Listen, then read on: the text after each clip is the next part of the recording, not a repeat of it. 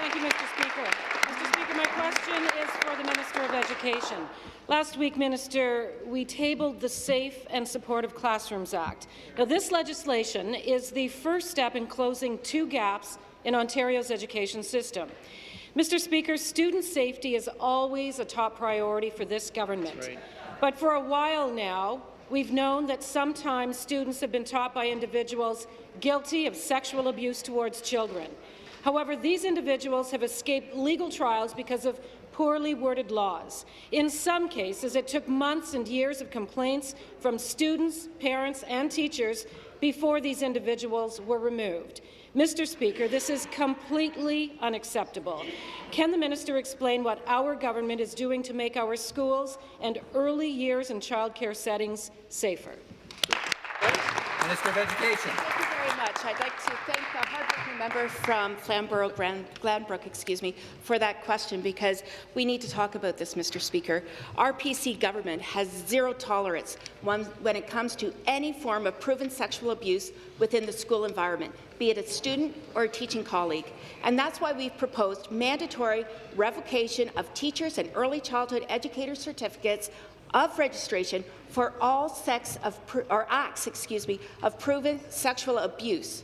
Today, a certificate will only be revoked, Speaker, if the specific form of sexual abuse is on the current defined list within the Ontario College of Teachers Act or the Early Childhood Educators Act. We believe very strongly on this side of the House that the previous government did not go far enough, and I know there's members of the NDP caucus that agree with that. So we're proposing that in Bill 48, if a member of the Ontario Teachers College or the College of Early Childhood Educators is found guilty by their respective disciplinary committee of committing any form of sexual abuse, their certificate will be revoked immediately. Hear, hear. Supplementary.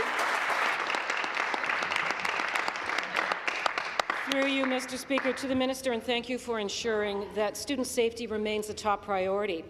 Ontario's parents also want their children to succeed. However, our students have been falling behind in math, with some students graduating at a disadvantage due to poor math development. Now, the previous government just made things worse with an unproven and experimental curriculum called Discovery Math. Now that we have discovered that it is a failure, can the minister tell me how the Safe and Supportive Classrooms Act will address the level of math achievement in Ontario? Good question. Good question. Minister. Speaker, we know for the past 5 years there has been an overall decline in the education quality and accountability of math scores. And as I've said before, and we all echo it, this is absolutely unacceptable. We recognize that more needs to be done, and we will work with teachers to ensure they are prepared to teach the fundamentals of math in order to improve the success of Ontario students.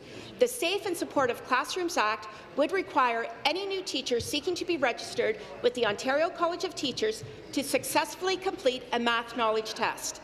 All of these changes, Mr. Speaker, will provide more confidence that our PC government is working to make sure that Ontario continues to have the best education system in the world. Thank you very much.